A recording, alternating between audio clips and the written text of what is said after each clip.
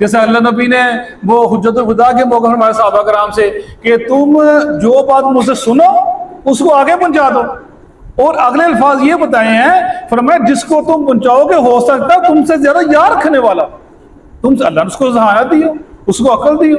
ہم دیکھتے ہیں جیسے ذاکر نائک ہمارے آج کے دور کا جو آدمی، اس کو ایسے وہ بات اور دلیل اور اس کو جیسے صفحہ یاد ہے، ہم یہ ہوتا ہی نہیں ہے، ہم پڑھتے ہیں بھول جاتے ہیں، ایک واقعہ آج پڑھتے ہیں کل بھول جاتے ہیں، کل کیا پڑھا تھا پھر دوبارہ پڑھنا پڑتا ہے۔ وہ بندہ اس کو ہر چیز بانی یاد ہے، اس کو صفحہ یاد ہے، آیت نمبر یاد ہے، فوراً بتلا دیتا ہے۔ یہ اللہ کی دین ہوتی ہے، جس کو اللہ دے دے۔ بڑے بڑے لوگ ذہین ہیں، دنیا کے اندر بڑے لوگ ذہین، ایک بات سنتے ہیں یاد رکھتے ہیں، ان کو بولتے ہی نہیں ہے، اور یہ ذہانت اللہ کی عطا ہے جس کو دے دے۔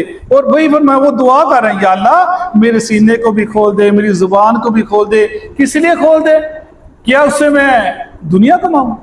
کیا اس سے میں دنیا کا مال حاصل کروں؟ اسی لیے فرمایا رسول اللہ صلی اللہ علیہ وسلم نے کہ انبیاء کی وراثت مال نہیں ہوتا، انبیاء کی وراثت دین ہوتا ہے جو وہ چھوڑ کے جاتے ہیں، علماء اس کے وارث ہیں۔ یہ حدیث بڑی زبردست، فرمایا یفقہوا قولی، وہ وراثت کیا تھی کہ وہ میری بات کو سمجھیں، جو میں سمجھانا چاہتا ہوں اس کو سمجھ لیں۔ کیا سمجھانا چاہتے تھے؟